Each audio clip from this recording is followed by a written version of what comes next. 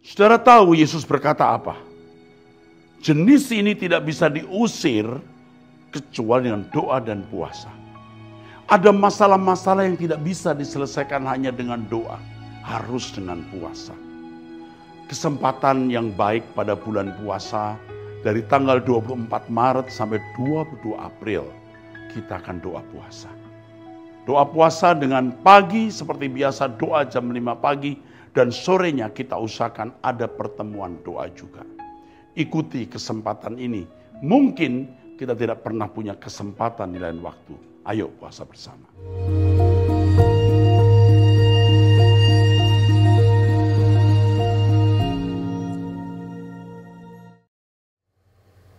Shalom saudara, kita masuk episode 562. Anda bertanya, Alkitab menjawab. Dari wanita usia 31 tahun. Ini di luar negeri ya, nomornya nomor luar negeri. Salam Pak Erastus, saya mau bertanya, waktu pagi hari doa dan penyembahan yang benar itu seperti bagaimana? Apa saja isi dari doa tersebut? Saya mengalami kesulitan untuk berdoa karena setiap kali doa saya selalu itu saja dan hanya dalam waktu singkat. Yang pertama, prinsipnya doa itu dialog. Jadi kalau kita dialog dengan orang tua ya macam-macam temanya. Tidak itu lagi, tidak itu lagi. Dan Roh Kudus akan menuntun kita dalam mengisi doa itu. Yang penting kita punya komitmen untuk bertemu Tuhan dan berdialog.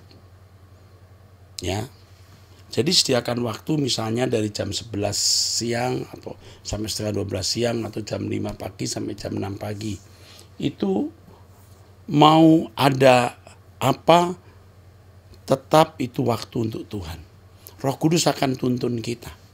Jadi jangan berpikir begini, ya kalau lagi mau doa, kalau nggak mau ya sudah. Kalau lagi betah ya teruskan, tidak betah ya tutup, amin. Itu tidak serius. Jadi sediakan waktu, alokasikan waktu untuk itu.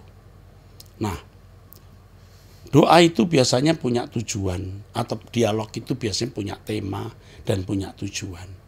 Makanya doa tidak bisa dipisahkan dari kehidupan rohani. Kehidupan rohani kita harus baik, bertumbuh, sehingga ada kehausan untuk mengerti kehendak Tuhan, guna kita lakukan, mengerti rencana Allah, guna kita penuhi. Jika demikian, doa kita akan sangat menarik, penuh dengan dinamika atau dinamis. Ikutlah doa pagi jam 5 waktu Indonesia Barat, 5 pagi. Nanti saudara akan bisa merasakan variasi doa. Nanti temanya mengucap syukur, nanti temanya mau dibentuk Tuhan, nanti temanya mau hidup di hadirat Tuhan, nanti temanya mau melayani Tuhan. Begitu, ya. Saya kira itu saja jawaban saya. Kalau saudara baru belajar berdoa, bisa juga bikin isi doa. Yang pertama ucapan syukur, pengakuan dosa, menyembah Tuhan dengan beberapa lagu, mendoakan orang lain, lalu doa pribadi. Mengucap syukur 5 menit, minta ampun 3 menit, menyembah Tuhan 15 menit, lalu mendoakan orang.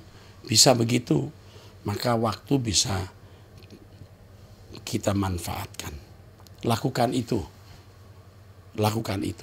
Tetapi yang sebenarnya paling penting itu spirit doa, roh doa.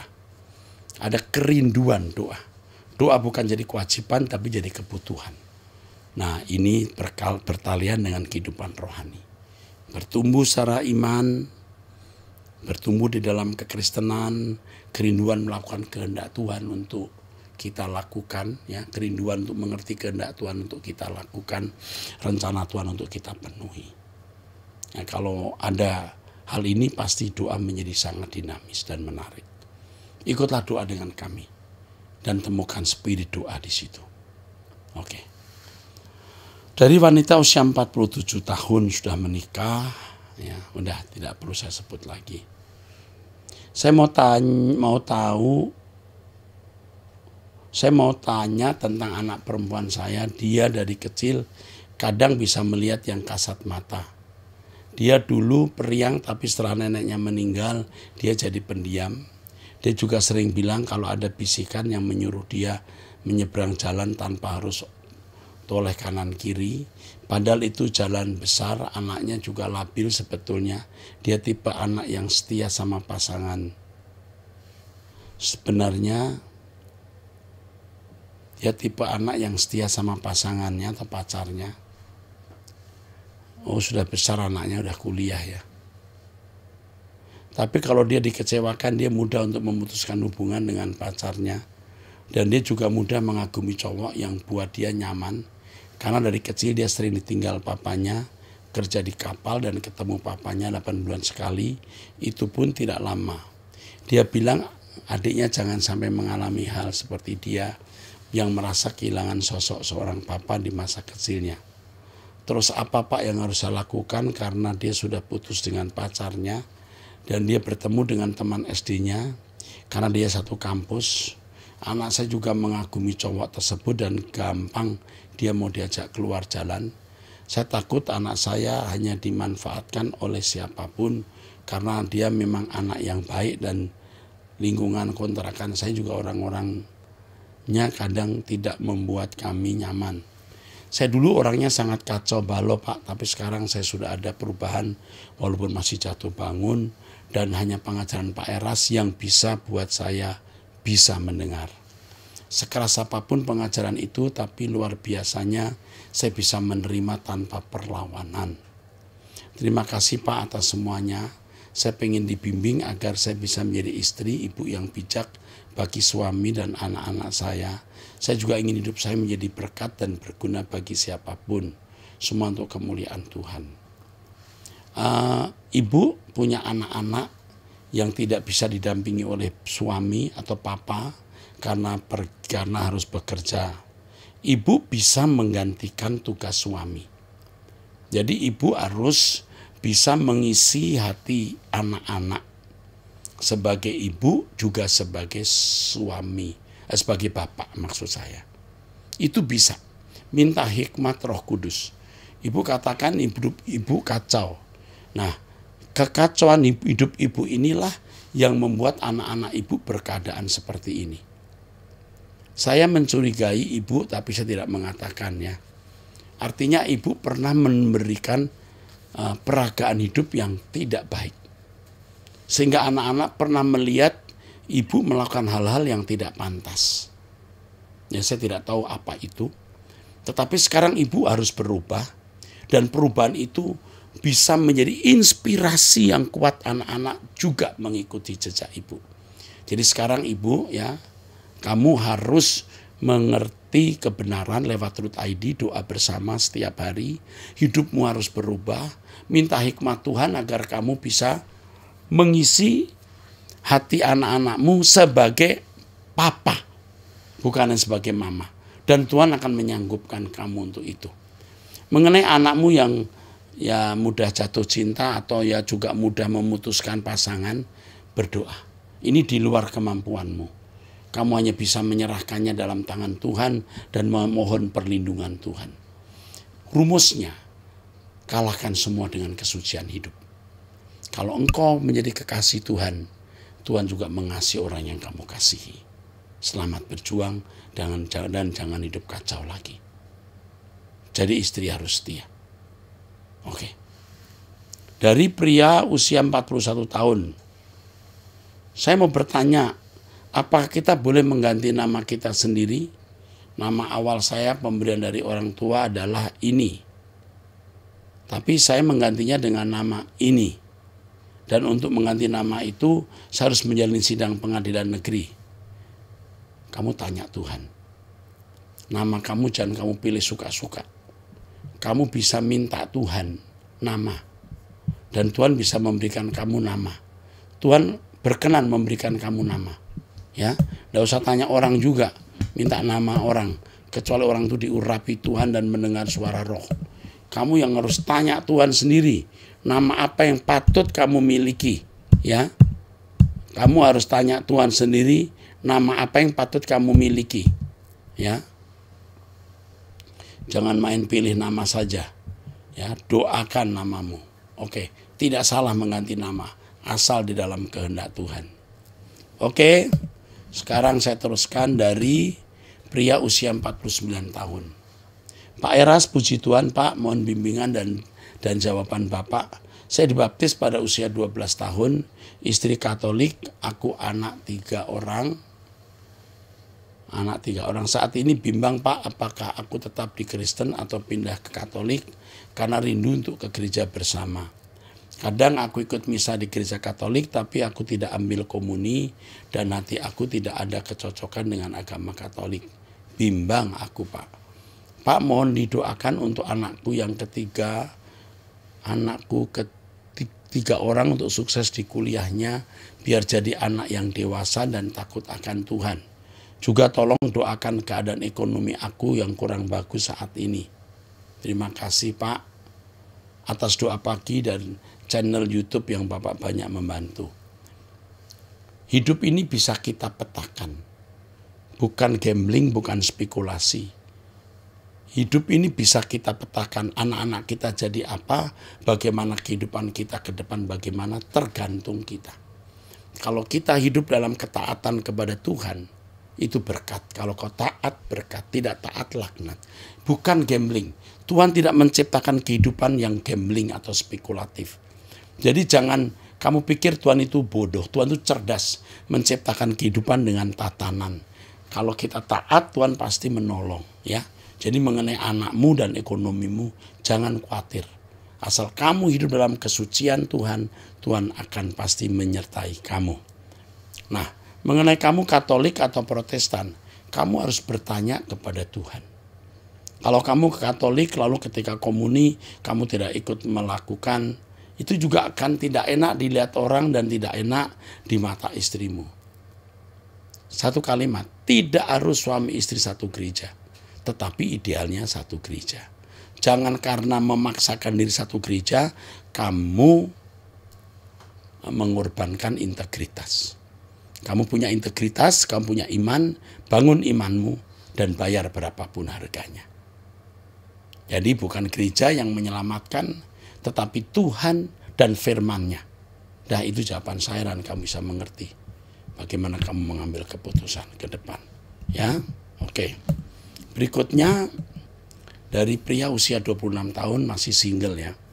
Salam Pak, saya sekarang pelayanan di NTT. Dan fokus melayani di pos PI gereja. Dan sekaligus saya membantu melayani di gereja cabang.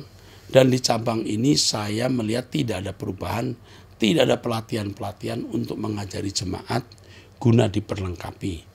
Saya mau bertanya Pak, salahkah saya karena saya ambil inisiatif sendiri untuk ajari mereka khotbah, main musik, gitar, keyboard, WL, dan singer Pak? Karena setiap saya buat program seperti itu pendetanya seperti tidak terima Pak. Dan kemarin saya mau buat program itu ajarin mereka musik gitar, keyboard dan lain-lain. Namun saya tidak kasih tahu sama pendetanya karena saya merasa inisiatif saya sendiri Pak. Misalkan saya mau membantu orang apa perlu saya harus tanya pendeta saya dan lain-lain. Bisa membantu orang tersebut atau tidak. Tapi karena menurut saya inisiatif tidak kasih tahu, jadi pendetanya kemarin marah kepada saya karena saya membuat program itu tanpa sepengetahuannya. Menurut Bapak gimana? Kalau melihat tipe pendeta ini, kamu harus minta izin. Apapun yang kamu lakukan, kamu minta izin. Ya. Dan satu hari kamu akan jadi gembala sendiri. Kamu tidak perlu minta izin siapa-siapa kecuali minta izin Tuhan. Jadi pendeta kamu yang kamu mesti angkat-angkat. Jangan sampai dengan program-program itu bisa jadi ya, tapi bisa tidak ya. Bisa jadi kamu seperti menyaingi dia. Kamu cari pamor. Dan memang bisa membuat kecurigaan di hati pendeta.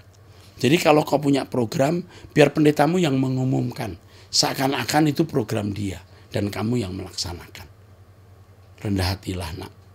Terimalah keadaan ini. Dan suatu hari kalau kamu jadi pendeta, kamu jadi pendeta yang baik.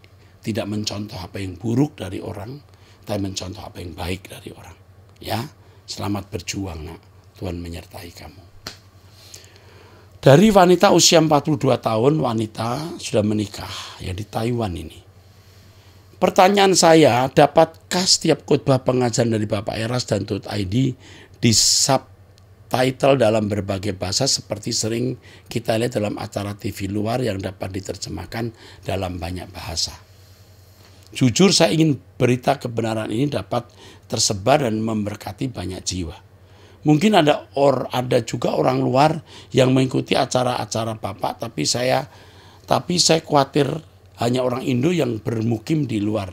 Bagaimana jika benar penduduk sana, Pak?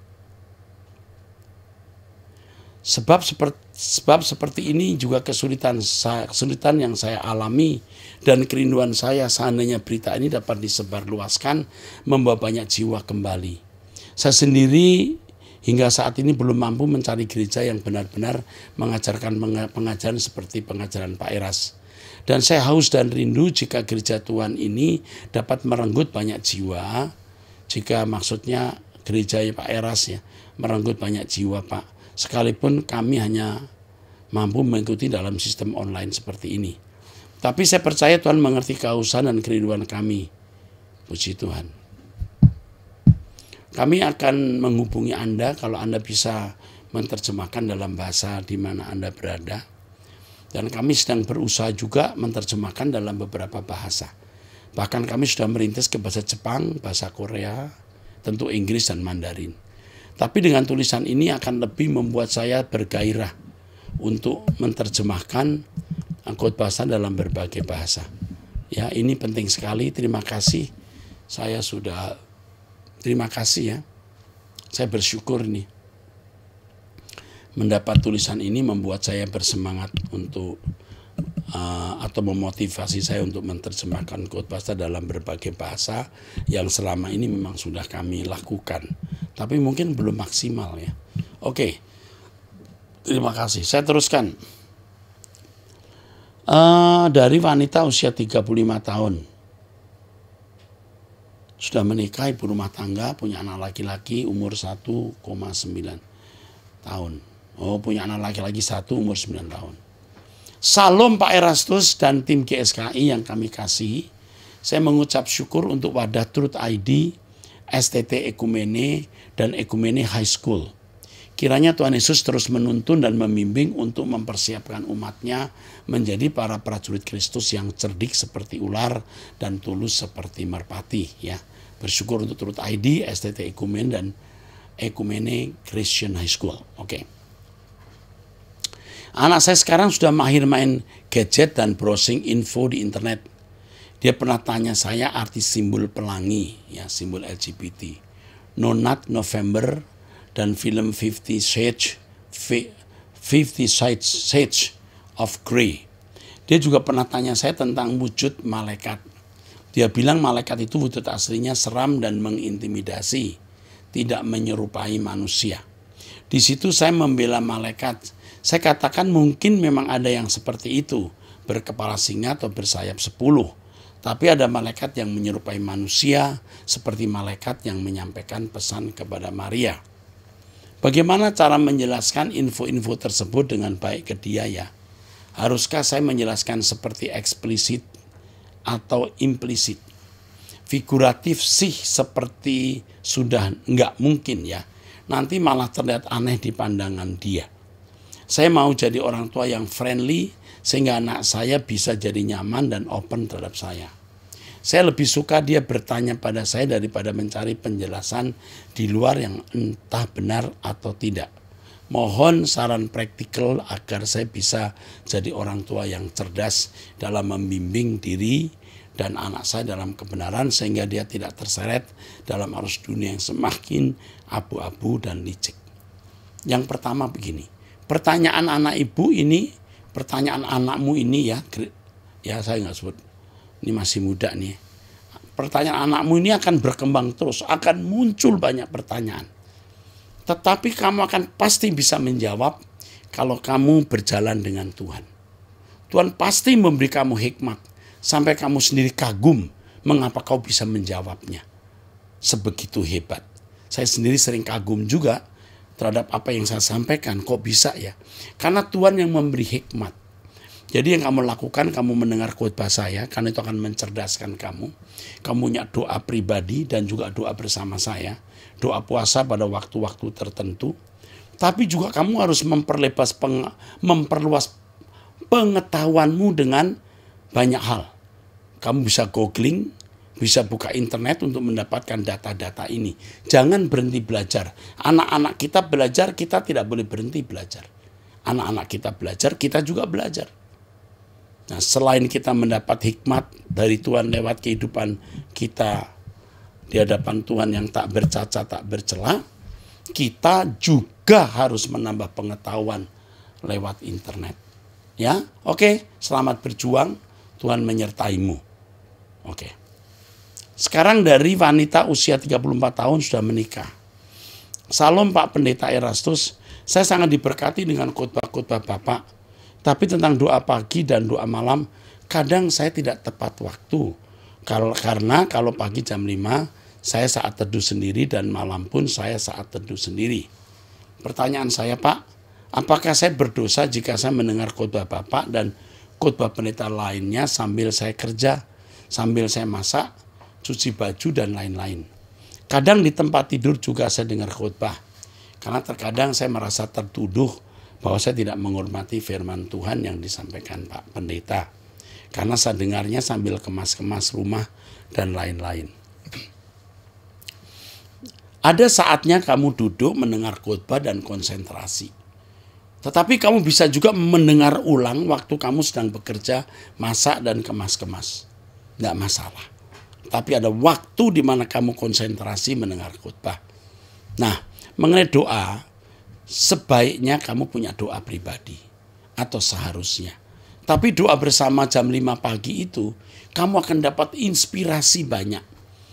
Ya, kamu akan terbimbing lewat doa bersama dengan pengurapan khusus ketika kita berdoa bersama. Jadi ketika ada doa bersama, usahakan bersama. Nanti doa pribadi kamu punya doa pribadi. Ya, oke. Selamat berjuang.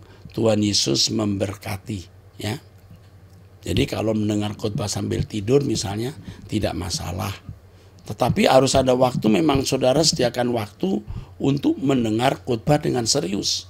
Jangan setiap kali mendengar khotbah selalu sambil tidur atau sambil kerja. Ya, ada saatnya kamu serius, nanti mendengar ulang sambil tidur atau sambil kerja bisa. Oke. Wanita usia 30 tahun sudah menikah. Teman-teman pelayanan saya banyak yang jadi admin judi online. Kehidupannya banyak uang dan mereka mengatakan itu berkat Tuhan. Apakah menjadi admin judi online itu dosa, Pak? Dosa. Dosa, udah gak usah tanya, dosa. Mestinya cari kerjaan lain atau lebih baik tidak makan sampai mati daripada kerja di mana kamu bikin dosa. Tapi yang jelas tidak akan pernah mati kalau kita hidup benar. Karena banyak yang berkata hal tersebut hanya sebagai pekerjaan saja admin. Biasa, bukan main judi. Salah. Ya.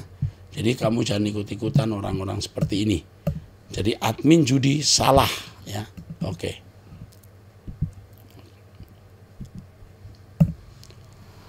Sekarang pertanyaan dari, ini anak usia 13 tahun. Ya. Apakah dengan masalah-masalah yang di luar kendali saya bisa merubah diri saya menjadi orang yang jauh lebih baik daripada sekarang? Wow. Gabriel usia 13 tahun. Apakah dengan masalah-masalah yang di luar kendali saya, artinya di luar kemampuan kita ya, bisa merubah saya? Bisa. Tuhan mengizinkan semua peristiwa terjadi untuk mengubah kita, sayang. Yang penting kamu mengasihi Tuhan dan kamu mau menjadi anak Tuhan yang menyenangkan hati Tuhan. Niat itu ada, maka Tuhan akan membuat banyak peristiwa hidup menyempurnakan kamu. Aku salut sama kamu, nak. Tuhan memberkati kamu, Gabriel. Puji Tuhan. Dari pria usia 20 tahun masih single. Bagaimana menghilangkan nafsu? Dengan bagaimana cara kita berfokus pada belajar membaca buku. Menghilangkan nafsu harus diisi dengan punya jam doa pribadi, ikut doa bersama Om Eras, mendengarkan Truth ID. Tidak nonton film yang membangkitkan gairah. Film biasa saja banyak unsur-unsur yang menggairahkan libidomu. Apalagi film-film porno, itu merusak sama sekali. Tidak boleh dilihat. Lalu jangan bergaul dengan orang yang membawa pengaruh buruk. Hindari saja. Say hello cukup, jangan bergaul karib. Beri kesempatan waktu untuk ke gereja dan memiliki teman-teman persekutuan yang baik di gereja. Tidak semua orang gereja baik, tapi carilah orang-orang baik untuk bisa diajak bersekutu, untuk bisa berteman, supaya kamu terbawa oleh suasana itu. Ya, ini penting ya. Lalu supaya kamu tidak jatuh dalam dosa, kamu memiliki jadwal. Bangun jam berapa, lalu buat apa, supaya tidak memberi ruangan untuk membangkitkan gairah nafsu itu. Nah, bagaimana cara kita berfokus pada belajar, membaca buku? Ya kamu kasih waktu. Waktu untuk belajar, dan waktu itu kamu harus konsekuen, tidak pakai untuk yang lain. Selain itu, milikilah tujuan hidup. Ada tujuan, ada aim, ada arah. Kamu mau jadi apa? Sebab hidupmu kamu harus petakan sekarang. Kalau kamu tidak petakan hidupmu sekarang, kamu tidak jelas mau jadi apa. Seperti orang mengadakan perjalanan tanpa arah. Nasihat-nasihat ini kamu perhatikan, kamu akan berubah. Nak. Ya, petakan hidupmu ke depan. Mau jadi apa kamu? Karena keadaan dan nasibmu di depan nanti kamu ditentukan oleh apa yang kamu lakukan hari ini. Tuhan memberkati. Oke. Berikutnya dari seorang wanita usia 50 tahun. Sudah pisah 2 orang putri. Salam Pak Era, saya juga karyawan di sebuah perusahaan. Saya dan kedua putri saya beribadah di GSKI Kelapa Gading sejak tahun 2018. Saat itu saya datang karena saya sering dengar khotbah Bapak lewat YouTube. Terus terang saya adalah orang berdosa dan dosa saya sangat besar Pak. Tapi saya sudah bertobat sejak tahun 2022. Waktu itu Tuhan menumpangkan tangannya di kepala saya lewat tangan Pak Eras. Dan saya menjerit karena saya sulit meninggalkan dosa besar itu Pak. Sejak zaman itu saya merasa itulah kesempatan yang terakhir Tuhan kasih kepada saya. Dan sejak itu saya tidak boleh lagi mengulang bahkan tidak mengingini kebiasaan dosa besar itu Pak. Karena saya takut tidak ada lagi kesempatan saya. Sebelum saya bertanya, sedikit saya sampaikan, saya tidak bahagia hidup dengan suami saya. Orangnya keras dan pemalas. Selama ini saya yang bekerja pontang-panting untuk kebutuhan kami sekeluarga. Suami saya juga bekas anak pendeta, almarhum. Kalau ke gereja saya ajak dia kalau ke gereja saya ajak dia tidur atau main game. Sejak tahun 2016 kami sudah hidup berpisah. Waktu itu anak-anak kami masih TK dan SD. Ya, masih TK dan SD. Masih TK dan SD itu tahun 2016. Tahun pertama masih ada komunikasi, tapi berjalannya waktu sudah tidak ada komunikasi. Anak-anak saya agak takut sama papanya yang kadang kalau bicara nadanya selalu membentak. Pertanyaan saya Pak, saya takut sekali bila mendekati pengadilan Tuhan, sedangkan saya hidup berpisah dari suami saya. Tiap doa malam hari dan pagi hari, saya selalu sisipkan doa untuk suami dan keluarga saya. Walau sebenarnya pokok utama doa saya yaitu berdoa untuk keselamatan jiwa-jiwa dan ikut serta menanggung beban Tuhan. Karena bertahun-tahun hidup saya ada di padang belantara dan saya mau kembalikan haknya Tuhan yang sudah saya rampas selama ini. Apa yang harus saya lakukan Pak? Apakah saya hubungi kembali suami saya Pak? Atau bagaimana Pak? Yang pertama kamu tidak usah hubungi suamimu. Percuma. Kamu tambah sakit hidup bersama dengan pria yang malas, hanya tiduran, tidak mau mencari Tuhan, kasar, bentak-bentak anak. Malah bisa membuat rusak. Sementara kamu gantung. Kamu cari Tuhan. Tentu kamu sudah tahu bagaimana mencari Tuhan kalau kamu sudah bersama-sama dengan saya di gereja. Ikuti doa bersama saya pagi, doa malam, mendengarkan Truth ID supaya kamu memiliki kekuatan untuk bisa menghindari dosa. Karena kamu wanita yang punya pesona. Wajahmu lumayan cantik dan kamu punya pesona. Dan ini bahaya untuk dirimu. Nah, lalu di pekerjaan usahakan untuk tetap jujur, tidak melakukan hal yang salah, ya. Oke. Yang penting sekarang tidak perlu telepon suami. Ingat, kamu gantung saja dan jangan berniat untuk menikah. Suatu hari kalau suami bertobat, kamu bisa kembali bersama. Jangan cerai. Ya, kalaupun pisah dulu.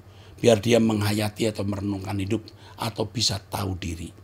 Aku Bapak Gembalamu, kalau ada apa-apa kamu datang. Kamu akan saya jaga, saya lindungi. Ya, sebagai Bapak rohani. Kamu tidak sendiri, kamu punya Bapak rohani yang pasti mau pedulikan kamu. Maju terus di dalam Tuhan, Tuhan menyertai kamu dan anak-anakmu. Haleluya. Demikianlah saudara, sampai di episode ini. Sampai jumpa di episode yang akan datang. Tuhan memberkati.